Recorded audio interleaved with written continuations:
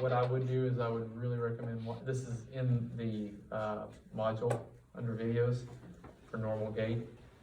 And I would watch this over and over and over to really appreciate what those muscles are doing. I realize that you guys kind of were shorted on anatomy, and we're going through that right now. So I would really spend a little more time with this part right here.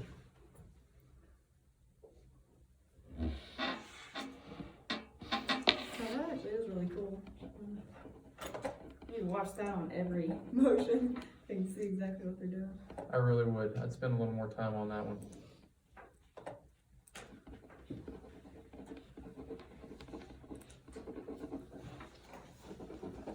So, some of the things that we'll talk about today in our analysis, and what you'll see specifically, is that the ankle, what it's doing in neutral, or where it's neutral. And so that would really be more along the lines of initial contact. The ankle should be in neutral. That means the dorsiflexors have to be involved. So when you are working with a patient and gait is a goal, you need to be working on the dorsiflexors. How do you do that? How can you strengthen dorsiflexors? Y'all got nothing? A band around there, put it and have one, Dorsiflex. Yeah. Right? And does that help? Absolutely. What if I don't have a band? I can use manual resistance. I can take a cuff weight, put it around that toe, and have them elevate. There's a lot of ways we can do that. How about this? There was an exercise we learned last week called, what did we call this? Heel rocks, toe raises. Can those work? Absolutely. What you're most commonly going to see, though, is if they're weak, they're probably not going to get much of that, right? So we go back a few steps further. We say, oh, let's use something called active assist. You get them in supine, or long sitting, or even short sitting. And what do? You actively assist that muscle. Or, let's bring one more component in. And I'm sorry to do this to you. But what would you do, Dakari, if I said, work on this guy's dorsiflexion, oh, by the way, hook him up to this Russian unit. Have fun. Where are you going to drop the bomb now? Skills check time. I would have to put, are you meaning what my placement of the Russian? Yeah, I want to know. It would have to be on the dorsiflexors. Yep. Okay. We got us a segue in here. What are those muscles? Anterior tips 1. There's others. Extensor hallucis. Extensor hallucis longus. Where'd you learn that one? Your test.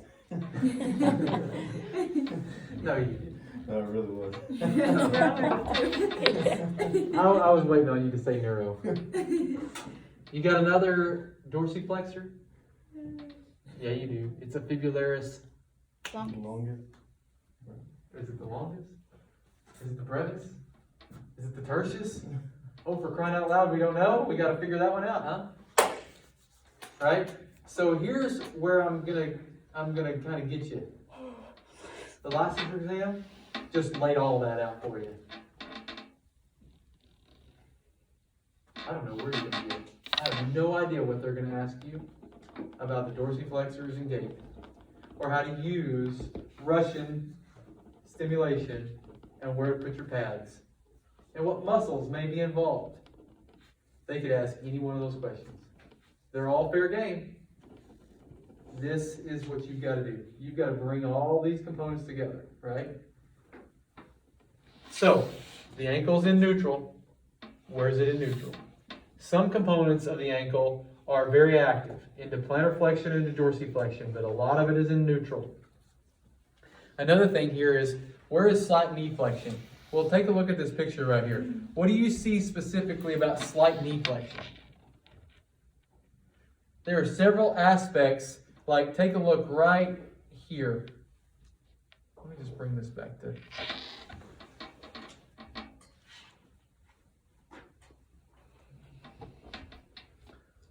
So take a look. You guys see my mouse? You don't see my mouse, do you? Slight knee flexion. That's pretty significant knee flexion, and that's also active knee flexion. But slight knee flexion. So you're going to say slight knee flexion. You're going to see those components happening. Where do they happen? Most commonly at mid stance, there's a little bit of slight knee flexion, right? And so what do we do with that? Actually, it's not at mid stance, it's at foot flat loading response. What do we do with slight knee flexion here at mid swing? We have to understand that slight knee flexion is either passive or active. We also have to look at this other one here. The hip is at 25 degrees flexion. Well, where does that happen at? There's one key aspect where the hip is at about 25 degrees flexion actively. Where's it at? Aaron, you gotta find me on the slide there, man.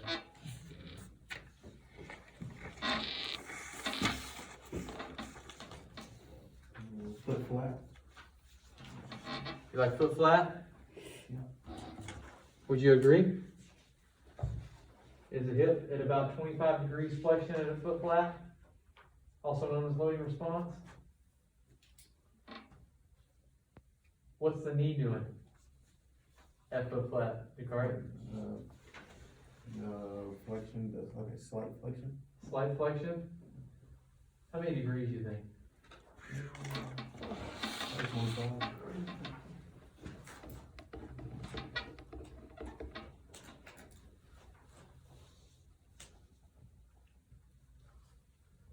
It is at about 25, probably. Hard to say though, isn't it? We don't have our goniometers out. But there's some slight flexion.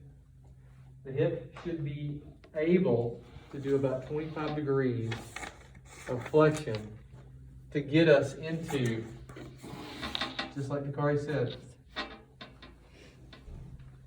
foot flat or loading response.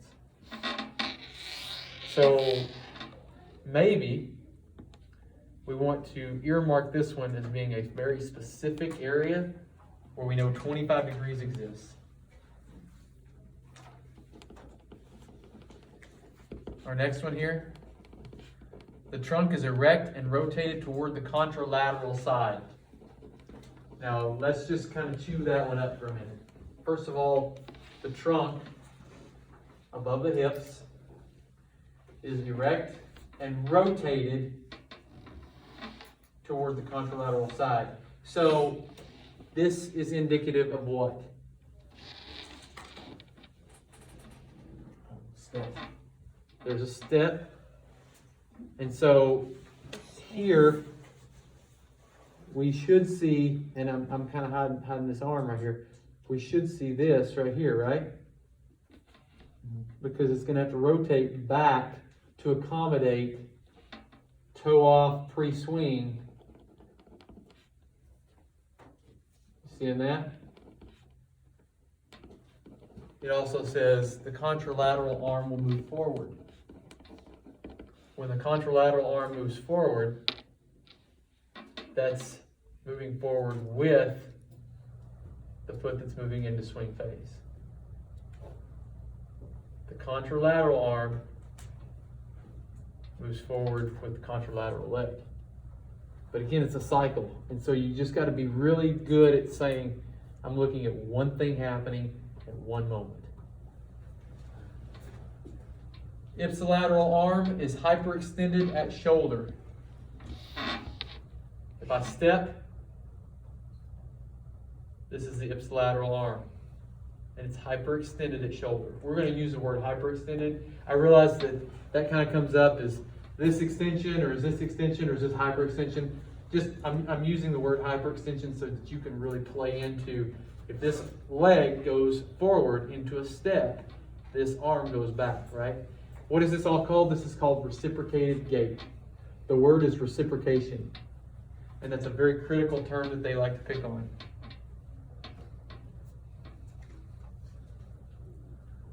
We also have to know that there's something called vertical displacement.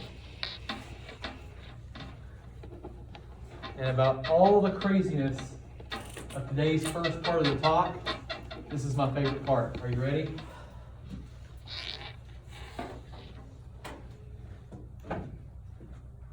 I never moved marker. I held it right here. What do you see?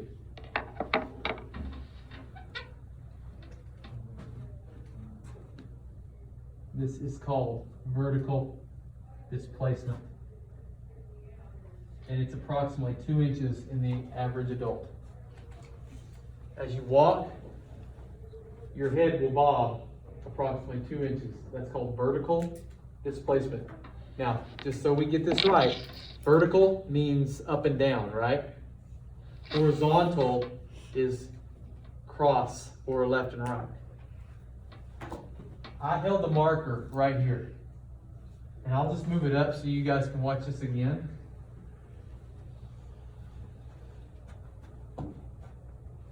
And it's pretty much the same thing.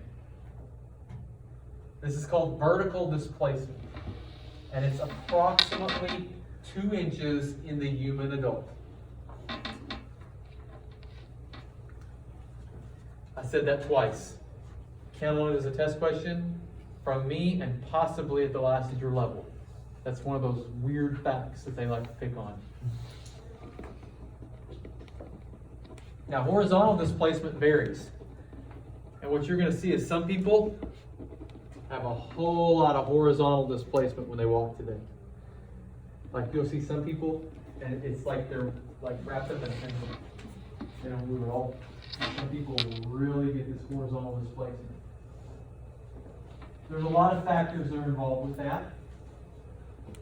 And I'll let you kind of pin through that as you see the people moving. The width of walking base has two terms associated. Number one is narrow, number two is wide. We very commonly walk with a narrow base of support. If they're walking with a really wide base of support, that probably means that they have balance problems or something else going on. We know that that exists. But then also, some people walk with a extremely narrow base of support. And when they do, that also limits the hip flexion and the knee extension and the knee flexion, right? And it even breaks down what we'll see as something called a festinating gait. Festinating gait is associated with Parkinson's. And what do?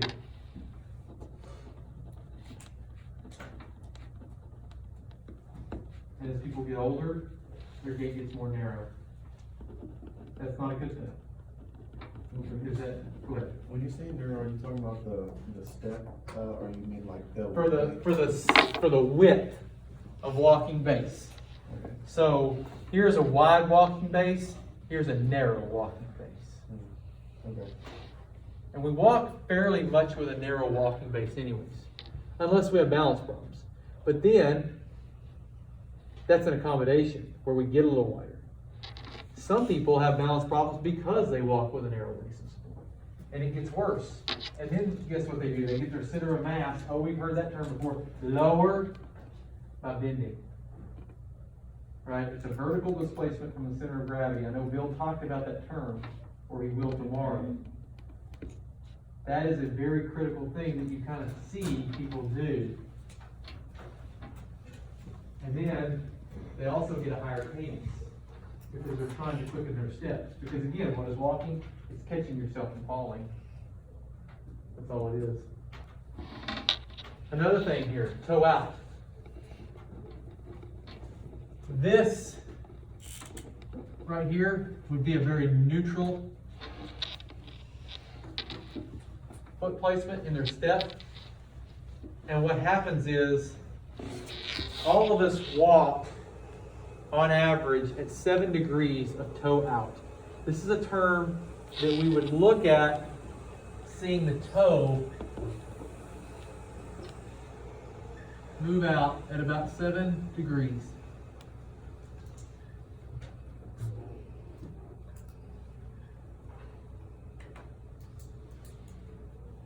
it also will move in and kind of reduce that toe out the faster a person walks. Or if they run and they get a higher cadence.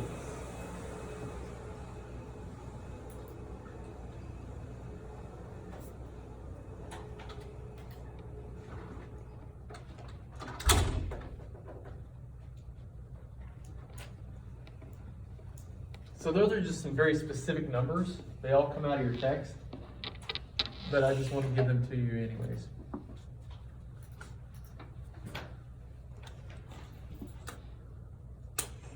All right, take 5. Let's come back and start session.